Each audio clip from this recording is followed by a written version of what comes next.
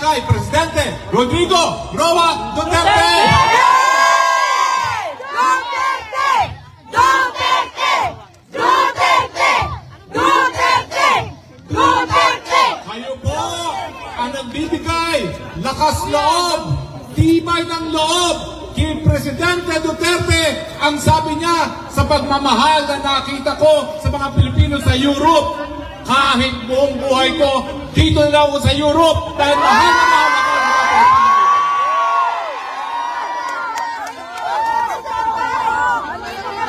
Nagbibigay, bati rin po ako sa kanyang anak na inaasahan natin, makakapiling din natin ngayon.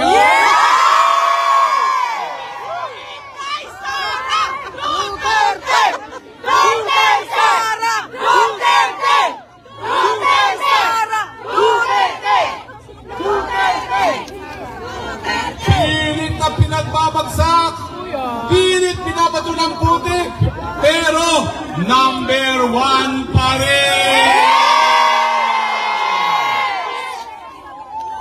Hindi kami bayad! Pagpumainhin po ninyo, dahil mula nang dumating siya sa Europa, nung makalawa, kagabi lang po siya nakatulog, 48 hours na wala pong tulog.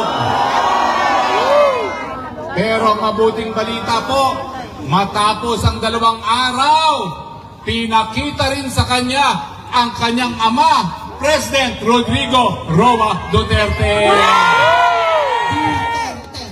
Duterte! Duterte! Duterte! Duterte! Ang tanong ko, bakit napakatagal na pinagsama ang mag-ama? Sino ang natatakot? At ayaw magkita ang mag-amang Duterte? Ang natatakot! Si Bangon! Si Bangon! Sino? Sino? Mga European! Bakit? Sa tingin niyo ba alam ng Europeans ang bangag? High! Very high! High! Very high! High! High! Very high! Stone! Stone! Kaya nyo yan! Kaya nyo! Ang mahina sa English. Stone! Stone! Stone! Okay, pero alam ko ang Oy, naisod! Alam ko ang French. Sino mga taga-France? Best friend! Alam ko ang French ng banag. Ano? Full Veronic. Full Veronic.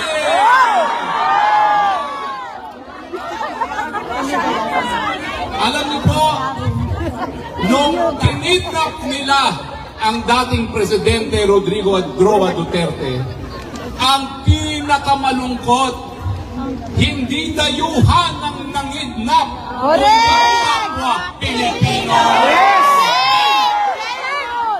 Kakahiya! Noong panahon po ng pangalawang pandaigdigang digmaan, may mga ganyan din Pilipino na nagtaksaya sa kapwa Pilipino.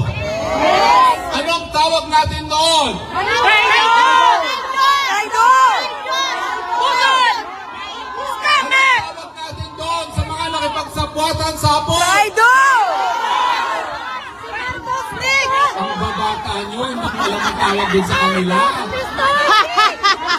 Ma'am, 18 years old ka na, no? 15. Anong tawag? Budas! Budas Parabas na! Palibasa mga Gen X kayo, hindi nyo na naalala ang ibig sabihin ng makapili. Anong tawag sa mga nasabwatan para dalhin sa kulungan sa ibang bayan ang ating pinakamamahal na Presidente? Makapili! Makapili! Makapili! Makapili! Alam niyo mga kaibigan, matagal na nilang maratang na killer daw ang Presidente Duterte. Criminal daw siya. Sila kriminal! Tanong ko, kung siya'y kriminal, bakit siya ang pinakamamahal na presidente sa kasaysayan ng Pilipinas? Duterte! Duterte! Duterte! Duterte! Duterte! Pero alam niyo po, kung ang ibang tao ay pagsasamantalahan ng galit ng sambayanan sa nangyari sa ating mahal na presidente, iba po ang salita ng ating mahal na PRRD. Shout out kay Linla Binao. Anong sabi niya? King Luther King. Mahinahon lang tayo. Shout out kay King. Meron din silang darating Shout out na kang panahon. Nagpapapicture na naman Ang sila. importante, kayo po dito sa Europa, kayo ang susi sa tunay na pagbabago. Gaya niyo po, natira ako po dito sa Europa ng halos 2 taon nung ako po ay nag-aaral sa London. Nasaan ang mga kababayan ko sa London? Nasaan? Ako po ay nakatira sa Rotherhithe, sa Silverwalk. Very simple. Bakit ko sinasabi na kayong tunay na susi ng pagbabago sa Pilipinas? Kung yung